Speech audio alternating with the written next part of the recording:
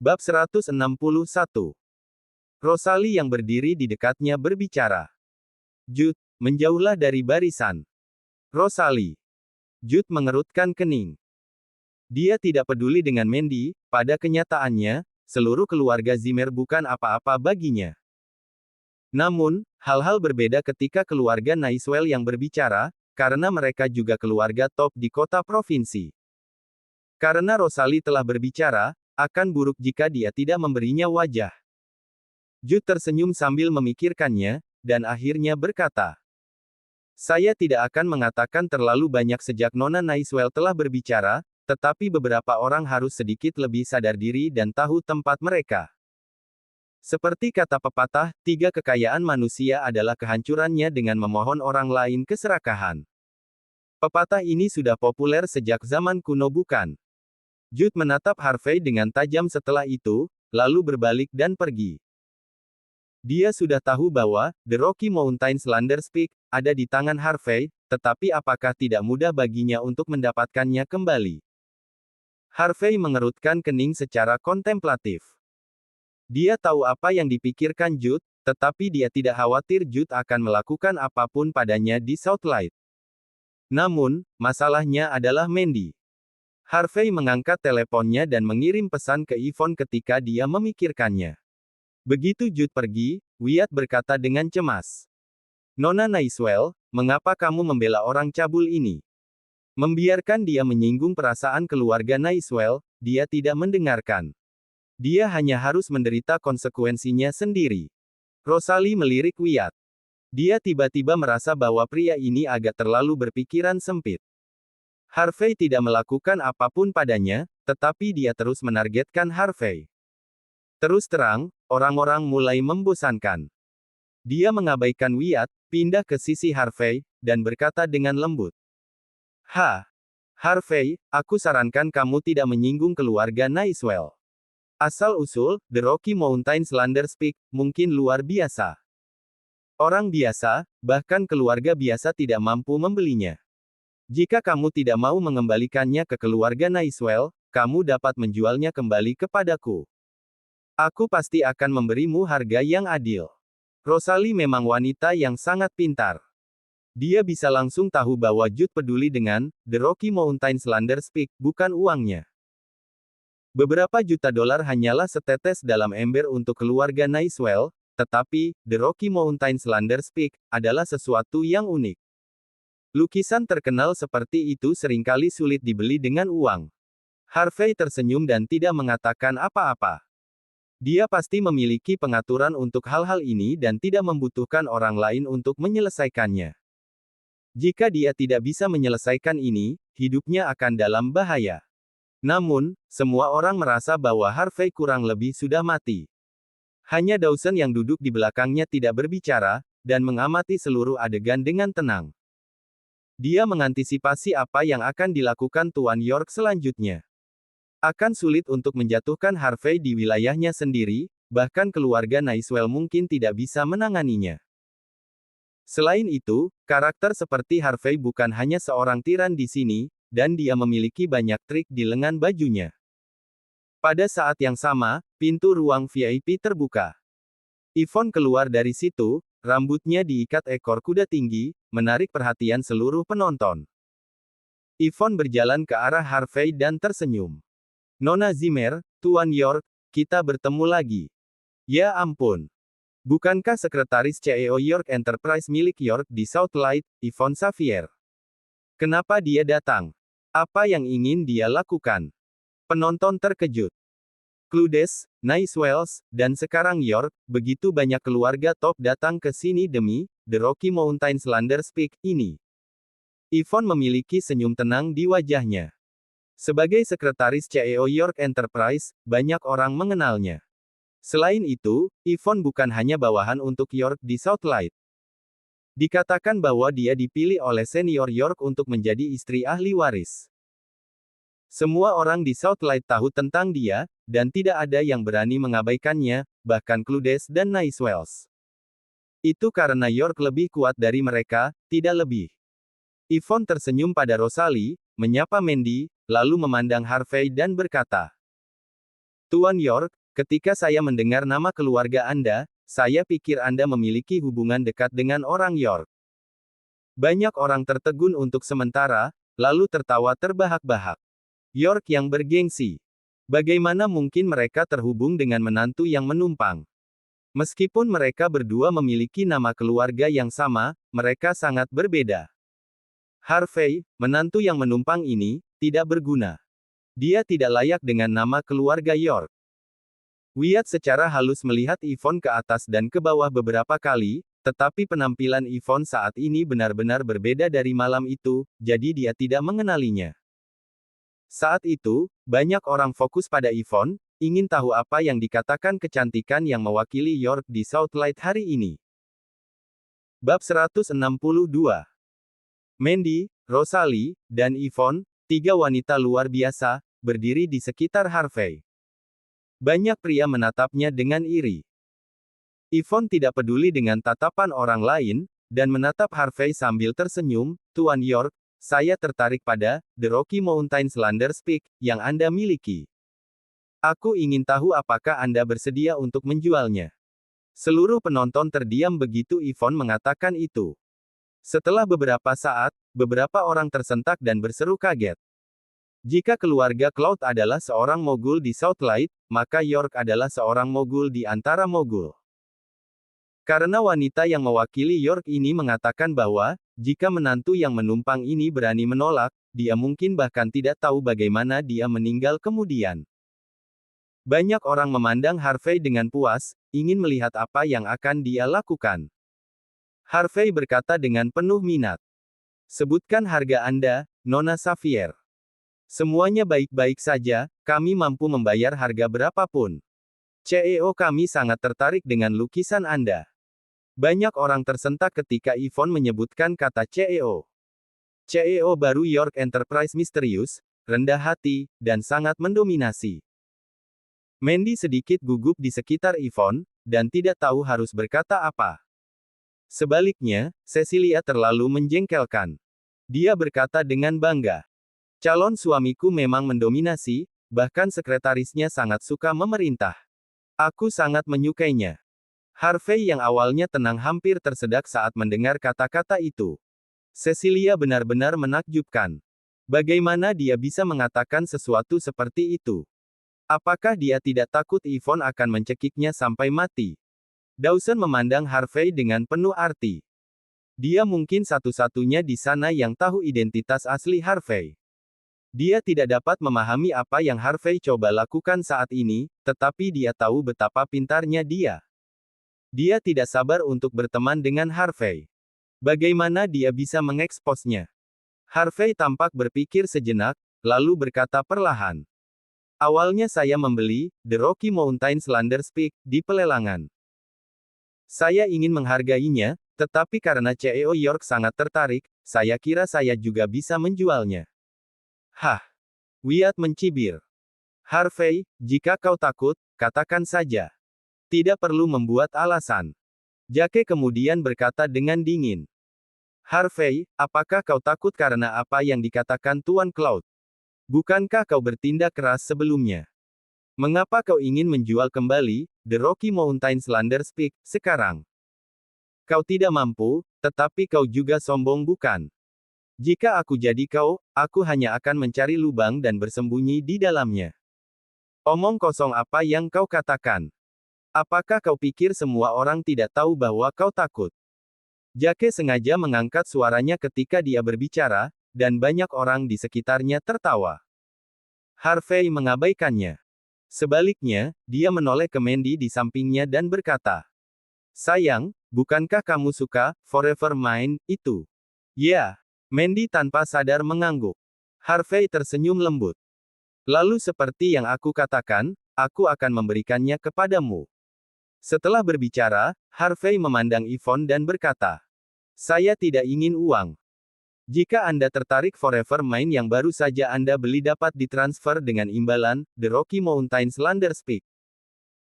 Yvonne berpura-pura bahwa dia mengalami kesulitan mempertimbangkannya sebelum perlahan berkata.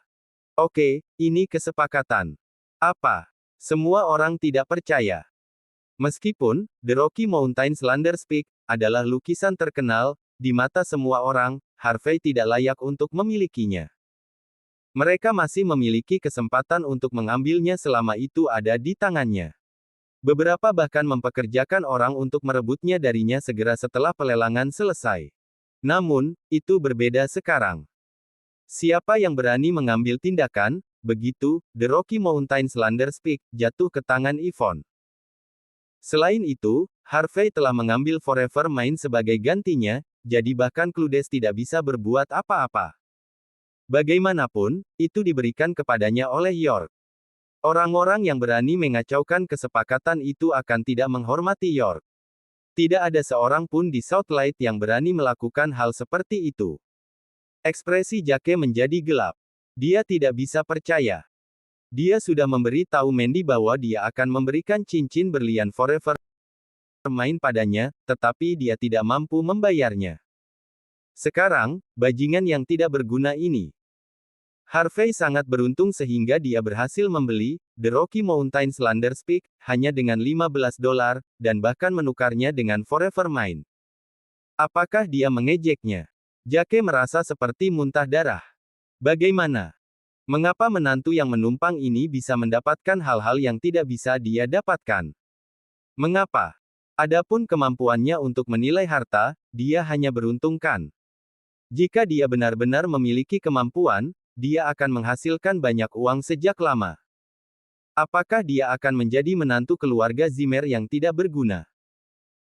Bab 163. Mandy sedikit terkejut. Dia tidak pernah berharap Harvey menolak uang dan menukarnya dengan Forever Mind sebagai gantinya. Jika dia menghendaki, beberapa ratus juta dolar juga akan menjadi harga udara. Namun, pria ini hanya memikirkannya bahkan dalam keadaan seperti itu, dan dia hanya ingin membuatnya bahagia. Mandy menatap Harvey dan menggigit bibirnya tanpa sadar saat dia memikirkannya. Perasaan aneh mekar di hatinya. Nona Xavier, kamu tidak bisa memberikannya padanya. Lukisan itu mungkin palsu. Jake tiba-tiba berseru. Apa? Kenapa dia bilang begitu? Semua orang segera menoleh padanya. Yvonne menoleh, terdiam. Dari mana orang ini berasal? Dia hanya bersenang-senang saat berakting dengan CEO. Mengapa dia harus tiba-tiba muncul seperti ini? Namun, Yvonne terus bertindak seolah-olah dia terkejut. Dia tersenyum ragu-ragu dan bertanya. Tuan, mengapa Anda mengatakan itu? Jake berkata dengan sungguh-sungguh. Nona Xavier, Harvey hanya menantu yang masih menumpang. Dia tidak tahu bagaimana mengidentifikasi keaslian lukisan itu, tetapi dia terus mengatakan bahwa lukisan itu nyata. Kau percaya padanya? Yvonne tersenyum dan berkata. Mengapa saya tidak mempercayainya? Bukankah Master Naiswell juga mengatakan bahwa lukisan itu nyata sebelumnya? Memang benar, tapi Tuan Naiswell mengidentifikasinya melalui ponsel. Meskipun Jake tahu alasannya tipis, dia masih mengertakkan gigi dan berkata. Selain itu, semua orang tahu bahwa The Rocky Mountains Landers Peak, yang sebenarnya sangat berharga.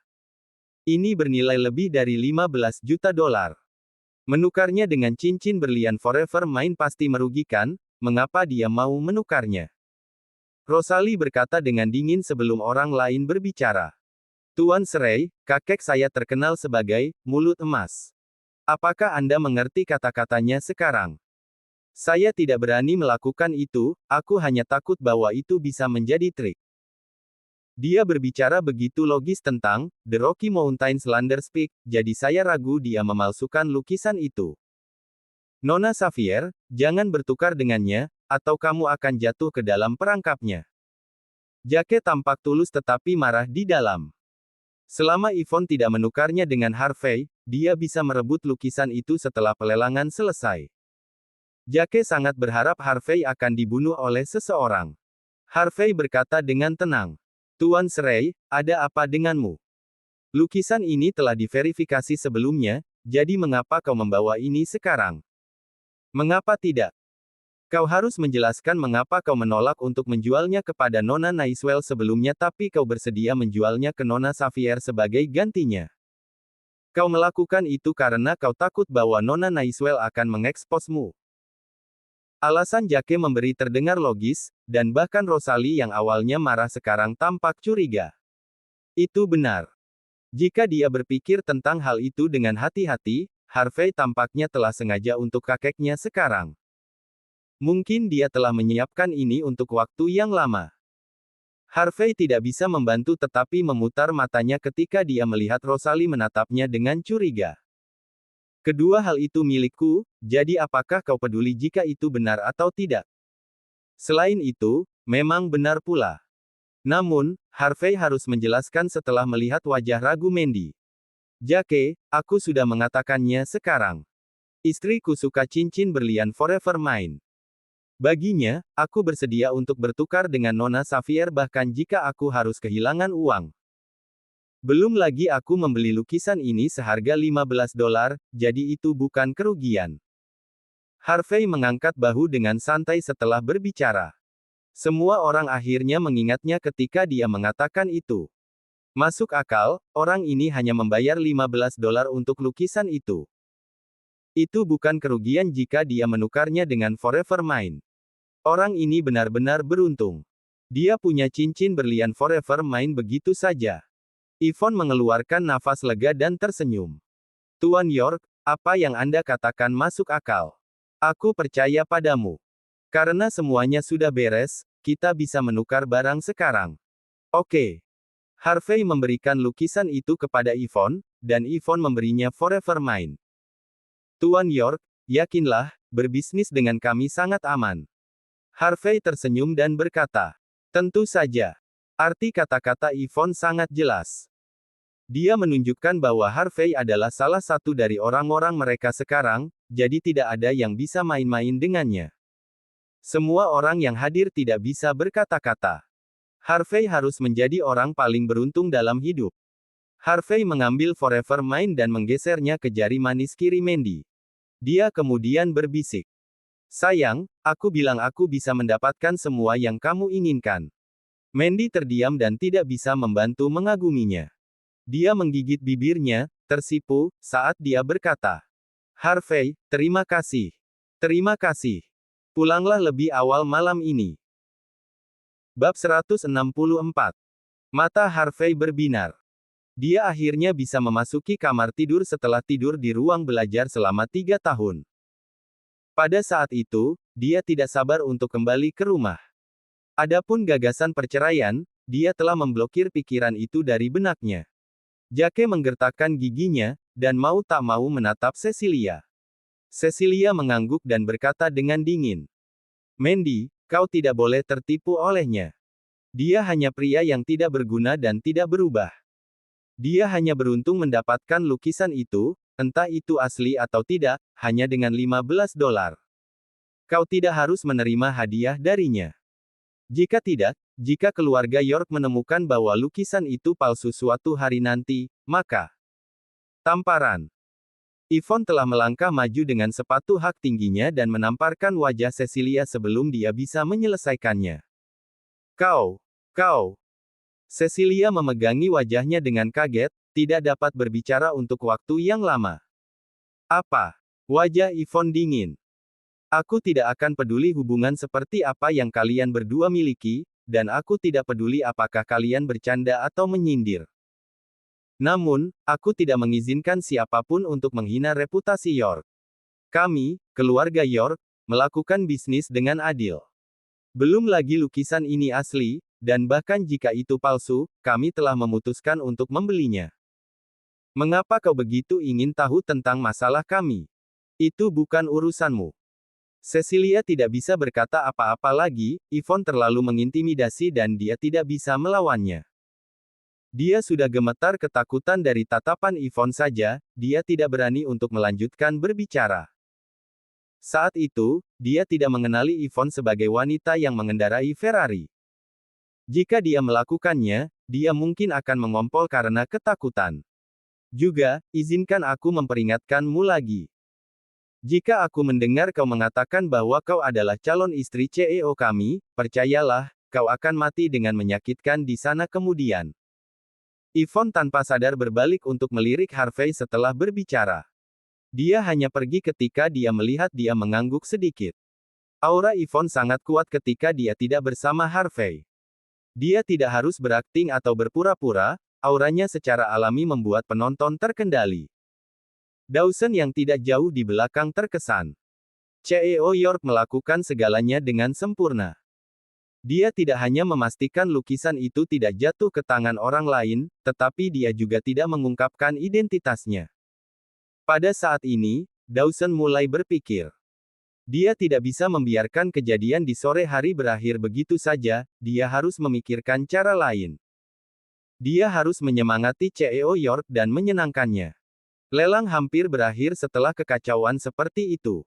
Mandy tiba-tiba bertanya dengan lembut. Harvey, apakah kamu akan pulang denganku?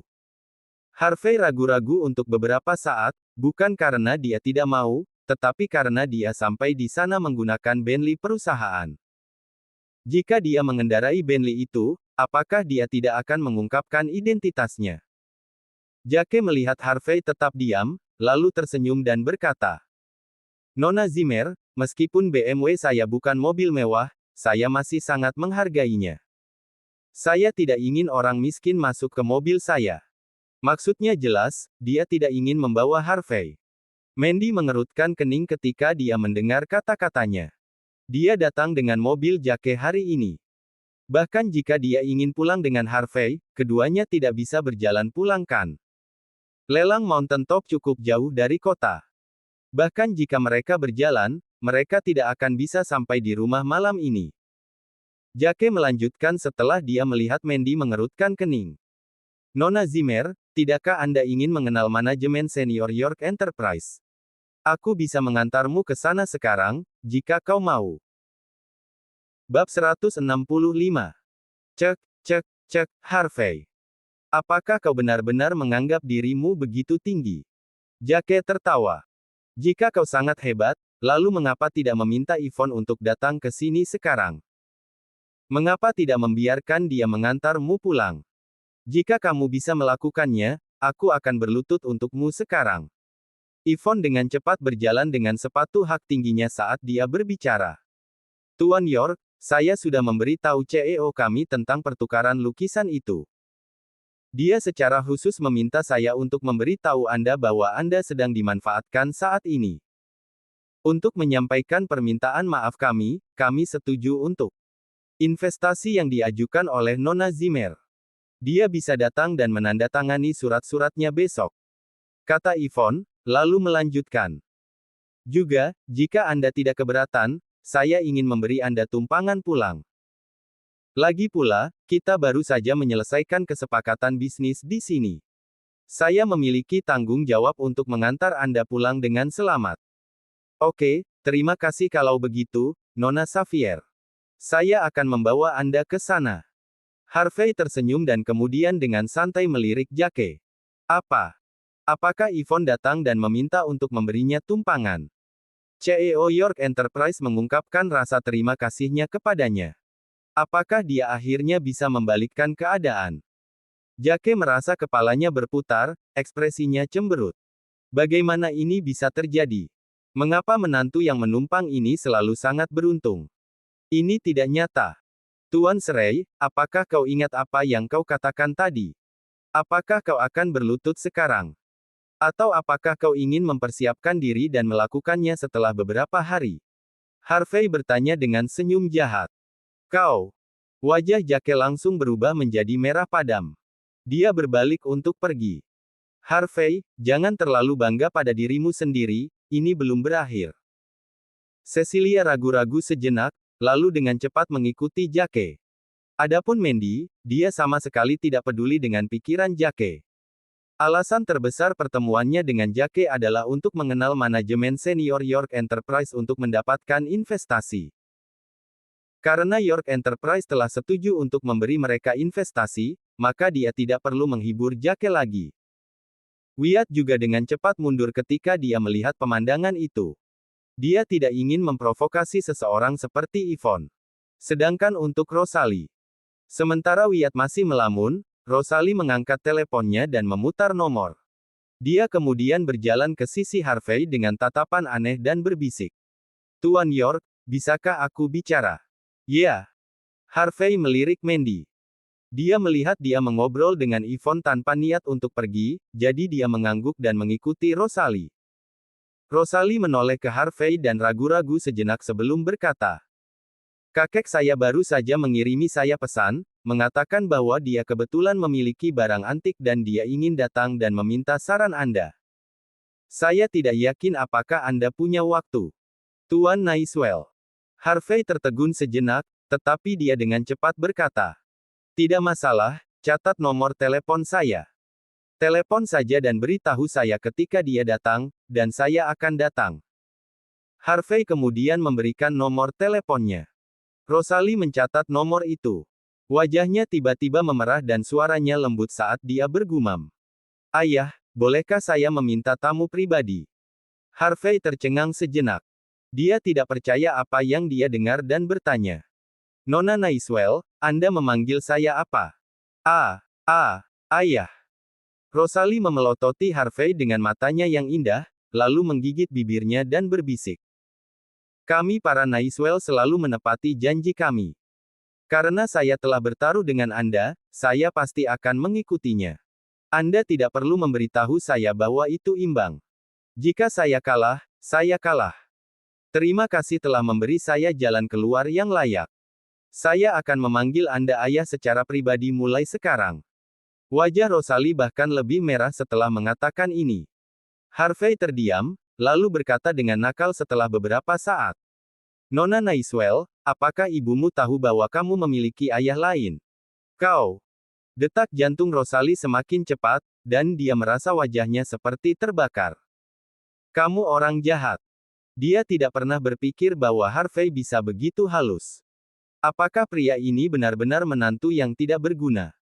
Bagaimana dia bisa berbicara dengan cara yang genit? Harvey terdiam saat melihat Rosalie menjadi bingung. Siapa bilang dia adalah rubah sedingin batu? Apakah dia telah meluluhkan hatinya? Dari belakang, wajah Wyatt memucat. Apakah menantu yang tinggal ini bercanda? Dia bersenang-senang berbicara dengan Rosalie, berbisik dan tertawa keras. Apakah dia tidak takut istrinya akan tahu?